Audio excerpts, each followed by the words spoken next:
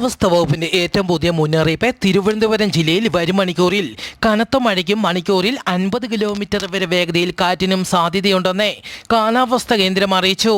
അത്യാവശ്യമല്ലാത്ത യാത്രകൾ ഒഴിവാക്കി ആളുകൾ സുരക്ഷിത മേഖലയിൽ തുടരുക. കേരളത്തിൽ ഇടിമിന്നലോടുകൂടിയ മഴയ്ക്ക് സാധ്യത. പത്തനംതിട്ട ജില്ലയിലെ കോന്നിയിൽ 70 വയസ്സുള്ള നീലകണ്ഠൻ എന്ന ആൾ ഇന്ന് ഇടിമിന്നലേറ്റ് മരിച്ചു. ഇടിമിന്നലിന് സാധ്യതയുള്ളതിനാൽ പൊതുജനങ്ങൾ അതീവ ജാഗ്രത പാലിക്കണം. ഇടിമിന്നലുള്ളപ്പോൾ തുറസായ സ്ഥലത്ത് നിൽക്കരുതെന്നും ഇടിമിന്നലിന്റെ ആദ്യ ലക്ഷണം കണ്ടുകഴിഞ്ഞാൽ ഉടൻ തന്നെ സുരക്ഷിത കേന്ദ്രങ്ങളിലേക്ക് മാറുക. ഇടിമിന്നലുള്ളപ്പോൾ കുളിക്കുകയോ ടെലിഫോൺ ഉപയോഗിക്കുകയോ ചെയ്യരുതെന്ന് അറിയിച്ചു. ഹോണ്ടുറാസിൽ വിമാനാപകടം. ഹോണ്ടുറാസിലെ കരീബിയൻ ദ്വീപായ റോട്ടനിൽ നിന്ന് പറന്നുയരുന്നതിനിടെ വിമാനം കടലിൽ തകർന്നു വീഴുകയായിരുന്നു. വിമാനത്തിൽ 15 യാത്രക്കാരും 2 പൈലറ്റും ഉണ്ടായിരുന്നു. 12 പേരുടെ മരണം സ്ഥിരീകരിച്ചു.